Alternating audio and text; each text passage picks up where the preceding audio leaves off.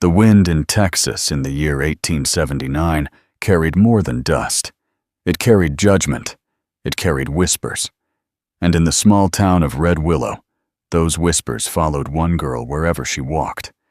She stood at the edge of the street that morning, like someone who had learned long ago that the world preferred distance. Her dress hung in torn layers, stiff with the dust of many roads. The faded fabric brushed against boots that were split open at the seams. Even the wind seemed to avoid her, at pushing strands of dirty hair across her face as if trying to hide her from sight. Once that hair had been the color of summer wheat. Now it hung in tangled strands, thick with dust and grease, clinging to her temples and neck.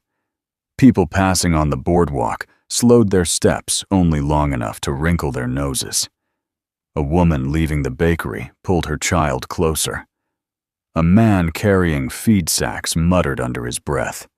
Someone whispered that the girl smelled like the stockyards outside town. Someone else said she must have been sleeping beneath wagons or stealing scraps from kitchens. But none of them noticed the way she stood. Her back stayed straight, even though hunger hollowed her cheeks. Her chin stayed lifted, even when cruel laughter followed her down the street. It was not pride. It was survival. She held herself the way a wounded animal might stand in open ground, daring the world to strike first. That was how the tall cowboy saw her. His horse stepped slowly through the dust as he rode into Red Willow that morning. The town looked the same as every other small Texas settlement scattered across the prairie. Wooden storefronts lined the street. A water trough sat near the hitching posts. The smell of leather, tobacco, and horse sweat drifted through the warm air. He swung down from the saddle near the general store. His boots hit the ground with a dull thud. At the brim of his hat cast a shadow over a narrow scar along his jaw. Most men who entered town noticed the saloon first. He noticed the girl. She stood near the edge of the road, half hidden beside a wagon wheel, trying to make herself smaller while pretending she was not hiding at all. A little boy pointed at her. The boy laughed. 2 other children joined him. The girl did not shout at them. She did not cry, but her hands trembled slightly as she folded them against her skirt. That small tremble was what caught the cowboy's attention. He stepped away from his horse and walked toward her. The movement was calm, unhurried, the way a ranch hand might approach a nervous horse that had been mistreated before. But the girl noticed immediately. Her shoulders stiffened. Her eyes flashed with warning. When he came within a few steps of her, she backed away quickly, as if expecting a shove or a joke. Her voice came out rough and sharp. "I'm filthy. But don't touch me." The words sounded practiced, like something she had said many times before, like armor. For a moment, the cowboy did nothing. He did not laugh like the others. He did not make a cruel remark. He simply stood there, studying her. That silence unsettled her.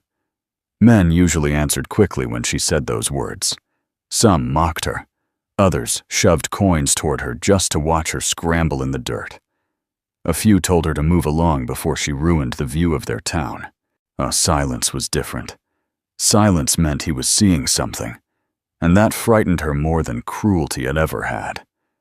She took another step back, but the cowboy finally spoke. His voice was quiet, calm. "Dust washes off." The girl frowned. He continued. "But being unkind is the only stain that sticks." The words confused her. No one in Red Willow had ever spoken to her that way before. She shook her head hard, sending more tangled hair across her face. "You don't understand," she said. I'm a stray. That's what they call me." She jerked her chin toward the street where 2 women stood whispering behind gloved hands. "Drifter, gutter girl, I heard them." Her voice grew quieter. "They're right." For a moment, the cowboy studied the ground between them. Then he reached slowly into the saddlebag hanging from his horse. The girl tensed immediately. She expected a rag thrown toward her, maybe a coin tossed into the dirt. Instead, he pulled out a simple metal canteen, and he held it out. She shook her head instantly. "I told you," she muttered. "I'm filthy." He did not step closer. He did not insist. Instead, he crouched down and placed the canteen on the ground halfway between them. Then he stood back up again. The gesture was small, but it was the first time in years anyone had offered her something without trying to control how she took it. She stared at the canteen as if it might vanish. The cowboy tipped his hat slightly and turned back toward the general store. The girl waited until he disappeared inside before she slowly stepped forward. Her hands shook again as she picked up the canteen. By sundown, the story had already spread through Red Willow. A ranch hand from Lone Star Ranch had taken an interest in the town stray. Men inside the saloon laughed about it. Someone placed a small wager that he would grow tired of the smell before sunrise. Others claimed he must be drunk already. The girl heard every whisper. She had grown used to whispers. But the next morning, something strange happened. The cowboy came back. He walked down the street carrying something wrapped carefully in cloth. People watched from doorways and windows as he passed. Even the swinging saloon doors seemed quieter as he walked by. He found the girl behind the livery stable. She sat on an overturned crate, trying to pull her hair apart with her fingers. Each tug caught another knot, and each knot pulled tears to her eyes, though she refused to let them fall. When she saw him, her body stiffened again. But she expected laughter this time. Instead, he walked a few steps closer and knelt down a short distance away. He placed the wrapped cloth on the ground and slowly unfolded it. Inside lay a simple wooden hairbrush. Nothing fancy, just clean. He picked it up carefully and looked at her. "I thought this might help," he said. The girl stared at the brush as if it were something dangerous. "I'm filthy," she repeated quietly. "You'll regret touching me." But the cowboy did not move away, and he simply stepped forward slowly, the way he had approached her the day before. Patient, calm, like someone who understood fear. He reached out and gently lifted a small section of the outermost hair near her shoulder. The brush moved slowly through the tangled strands. The first knot resisted. Then the bristles pulled through. The girl gasped, not from pain, but from the gentleness of it. No one had touched her hair with kindness in years. The brush moved again. Another knot loosened. Dust drifted down to the ground like old memories being shaken loose. She sat very still, her hands clenched in her lap. And for the first time since she had wandered into Red Willow, the girl did not try to run away.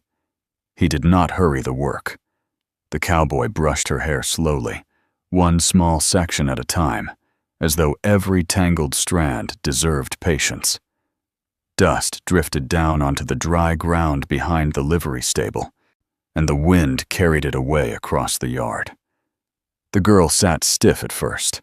Her shoulders stayed tight, her chin slightly lowered, waiting for the moment when the kindness would end and the laughter would begin.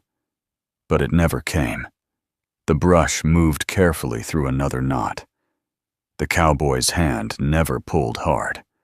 When the bristles caught, he worked the tangle loose gently before continuing. For a long time, neither of them spoke. The silence felt strange to her. Yet it was not the kind of silence that comes before cruelty. It was a calm silence, like the quiet that settles over the prairie before sunrise. Finally, she spoke. Her voice was small. "You don't have to do this." The cowboy kept brushing. "I know," he said simply. She looked down at her hands. "They'll laugh at you." He shrugged slightly. "They laugh at most things." The girl almost smiled, but the expression faded quickly.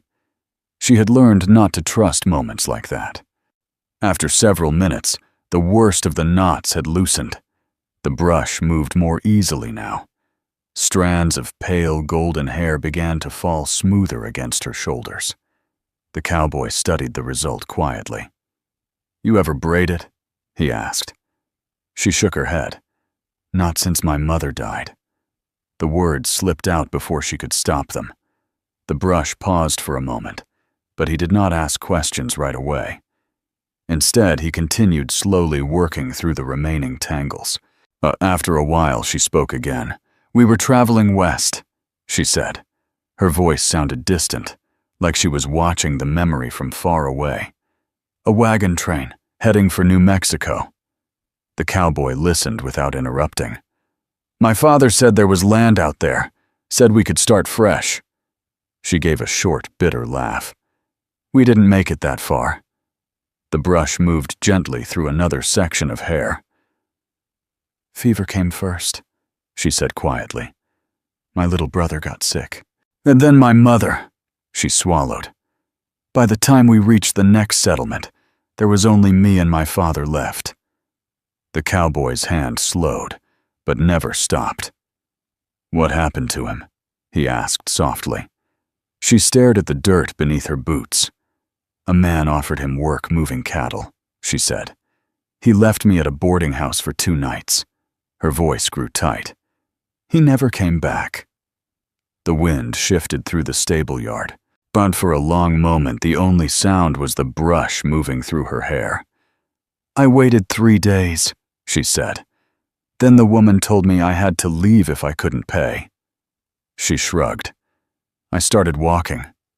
The cowboy finished brushing the last tangle and stepped back slightly. Her hair now hung loose around her shoulders, still dusty, but no longer matted. He studied her face for the first time without the curtain of tangled strands hiding it. Sharp cheekbones showed beneath the dirt. Her eyes were blue, not pale blue. The deep blue of a storm rolling across prairie grass. And near her temple, half hidden beneath a strand of hair, was a thin scar. He noticed it, but did not mention it. "You made it a long way alone," he said. She shrugged again. You learned fast." From the front of the stable came the sound of voices. Several townspeople had wandered over, pretending to check horses or adjust saddles while watching from a distance. They had expected a joke. They had expected the cowboy to give up and walk away. Instead, they saw something far more uncomfortable. Kindness, without laughter, without reward. The girl noticed the watching eyes immediately. Her shoulders tightened again, and she instinctively tried to pull her hair forward to hide her face. The cowboy stood up. "Wait here," he said. She frowned. "You coming back?" He looked slightly surprised by the question. "Of course." Then he walked toward his horse. The girl watched him go, unsure whether to believe him. Most people who promised to return never did. But less than half an hour later, he came back. This time he carried a small iron basin and a kettle of water. When he set them down beside an old crate and poured the warm water into the basin, steam rose gently in the cool air. The girl stared at it nervously. "You don't have to," she said again. The cowboy dipped a cloth into the basin and wrung it out slowly. Then he handed it to her. "I know," he said. This time she did not refuse. Her hands trembled as she dipped the cloth into the warm water. It had been a long time since she had washed properly, and most towns chased her away before she could even reach the well. She raised the cloth slowly to her cheek. The first swipe removed a streak of dark dirt. She paused. Then she wiped again. More dirt disappeared. The cowboy moved slightly, placing himself between her and the open street. His broad shoulders blocked much of the view from passing townspeople. He said nothing. He simply gave her space.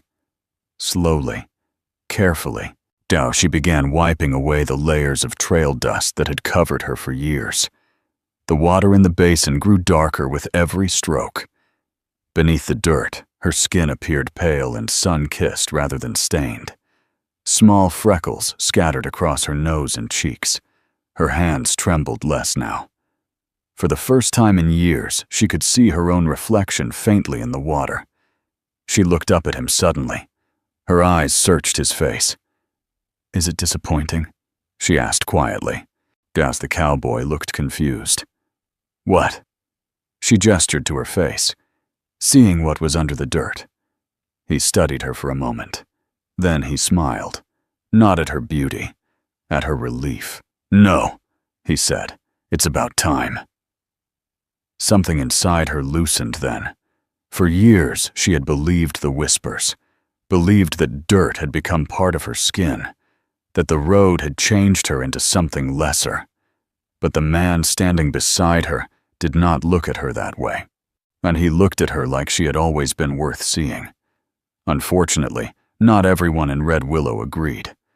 Late that evening, 2 men stepped out of the saloon and wandered toward the stable yard. They had been drinking. Their boots dragged through the dust as they approached. "Well now," one of them muttered loudly, "looks like the stray's getting polished up." The girl stiffened immediately. Instinct pulled her backward toward the stable wall. The second man laughed. Town was doing just fine before beggars started expecting charity. The cowboy rose slowly to his feet. He did not reach for a gun. He did not raise his voice.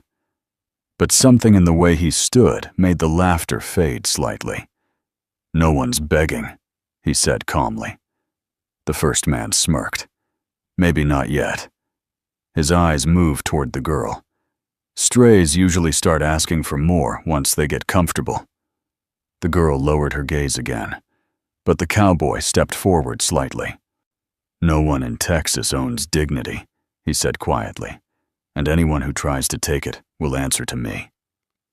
The 2 men stared at him. For a long moment, the entire yard fell silent. Even the horses shifted uneasily in their stalls. Then one of the men muttered under his breath and turned away. The other followed. There was no fight, no gun drawn, but the message had been clear. The girl slowly lifted her head again, for the first time since her family's wagon had broken down years ago. She stood in the open street without lowering her eyes. The next morning, the wind moved softly across the Texas prairie. For once, it did not feel like an enemy. The girl woke early near the small campfire behind the stable where the cowboy had allowed her to sleep. The sky was pale with the first light of dawn, and the town of Red Willow still rested in quiet. She sat up slowly, brushing a loose strand of hair from her face. The braid he had helped her make the night before had stayed mostly in place. A few strands had slipped free during sleep, but her hair no longer hung in heavy tangled clumps. For a moment, she simply sat there. The old fear tried to return. Fear that when the town woke up, they would remind her who she was supposed to be. The filthy girl. The stray. The one people avoided. She stood slowly and walked toward the horse trough beside the stable. The water inside reflected the pale morning sky. She leaned closer and looked down. The face staring back surprised her. Her skin was clean now, lightly browned from years in the sun. Freckles dotted the bridge of her nose. Her hair, though still rough, looked almost golden again in the morning light. But the most surprising thing was her eyes. But they did not look defeated anymore. Still cautious, still careful, but no longer empty. She straightened slowly. The cowboy stepped out of the stable at that moment carrying a saddle. He noticed her staring into the water trough. "What do you see?" he asked. She hesitated. "Someone I don't recognize." He leaned against the wooden fence. "Looks like the same person I saw the first day." She shook her head. "No," she said quietly. That girl was dirt." The cowboy studied her for a moment. "No," he said again. "That girl was surviving." The words stayed with her long after he walked back inside the stable. Days began to pass in Red Willow. At first, the town still watched her carefully.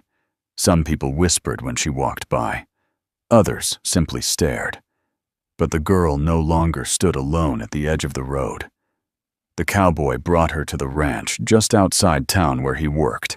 It was not a grand place, but just a stretch of prairie land with a weathered barn, a small bunkhouse, and long fences that needed constant repair. But it was honest work. The first time he handed her a saddle blanket, she looked confused. "You want me to help?" she asked. He nodded. "Everyone pulls their weight out here." She hesitated only a moment before stepping forward. She learned quickly. Within a few days, she could saddle a horse without fumbling. She helped carry feed, mend broken fence wire, and sweep the barn floor before sunrise. Her hands, once trembling from hunger and fear, began to grow steady and strong. Sometimes she laughed. The sound surprised even her. At first it came out awkward, like a door that had not been opened in years. But slowly it became easier. The cowboy noticed. He never mentioned it, but he noticed. The townspeople noticed too. One afternoon, a wagon passed the ranch road, carrying several families from Red Willow. Yet the children pointed toward the pasture where she worked beside the cowboy repairing a fence. "Is that the stray girl?" one of them asked. The mother looked closer. She frowned slightly. "That doesn't look like a stray," she said quietly. By the end of the week, even the saloon men had stopped making jokes. Something about the girl had changed. It was not just clean hair or washed skin. It was the way she stood. Her back stayed straight, but not in defense anymore. But it looked like quiet confidence. Still, fear did not disappear easily. One afternoon, she walked alone to the water trough after finishing chores. The wind rolled softly across the pasture grass. She looked down into the reflection again. Her braid rested neatly over one shoulder now. Her cheeks carried a healthy warmth from working under the sun. For most people, the sight might have brought pride. For her, it brought fear. The cowboy noticed her standing there and walked over. "You've been staring at that water a long time," he said. She did not look up. "I don't like what I see." He frowned slightly. "You looked fine to me." She shook her head. "That's the problem." He waited quietly. Finally, she whispered the words she had been holding inside. "When people see beauty, they think they own it." Her hands tightened along the edge of the trough. "They take it, or they break it." The cowboy set down the tools he had been carrying, and he turned to face her fully. "What I saw that first day wasn't beauty," he said. She looked up slowly. "What was it then?" "Courage." The word surprised her. "You were standing in the middle of that street while everyone judged you," he continued. "You still kept your chin up." She looked away again. "I was just used to it." "That doesn't make it easy," he said. The wind stirred the tall grass around them. "You used dirt as armor," he continued. It helped you stay safe." She nodded slowly. "But armor isn't the same thing as who you are." She remained silent for a long moment. Then she spoke again. "Why did you help me?" The cowboy thought about the question. Finally, he shrugged. "Because someone should have done it sooner." She felt tears sting her eyes, but quickly blinked them away. For years, she had believed she was invisible, unless someone wanted to mock her. But this man had seen something else, something worth protecting. Weeks passed. The season slowly shifted toward late autumn. The prairie grasses turned golden beneath the cool Texas wind. One clear morning, the girl walked beside the cowboy into Red Willow. Not hiding, and not trailing behind. Walking beside him. Her boots were still worn from the long road she had traveled, but they had been cleaned and polished carefully. Her braid hung neatly down her back. People noticed. Some looked surprised. Others looked thoughtful. But no one laughed. As they walked down the street, a small girl carrying a basket of apples stumbled on the boardwalk. The basket tipped. Red apples rolled across the dusty ground. without thinking. Sure, the girl knelt quickly and began gathering them. The child stared at her wide-eyed. "Thank you," the little girl said. Their fingers touched briefly as the last apple was handed back. Sticky juice covered the child's hand. The girl simply smiled. For a moment, the entire street seemed quiet. The townspeople watching from storefronts saw something they had not expected. They did not see dirt. They did not see shame. They saw strength. The girl stood up slowly and turned. Across the street, the cowboy leaned against a hitching post, watching quietly. Their eyes met. No words were needed. Gratitude passed between them easily. Because both of them understood something the rest of the town was only beginning to learn. The miracle had never been the washing of dirt. It had never been the brushing of tangled hair. The real miracle was something much simpler. One stubborn man had refused to let a human soul believe it was worthless. And because of that refusal, the girl who once hid behind us in shame now stood in the open sunlight. Not as a stray, not as something broken, but as herself. And long after the Texas wind swept fresh dust across the streets of Red Willow, the story remained. Not about a filthy girl who became beautiful, but about a brave heart that someone finally allowed to shine.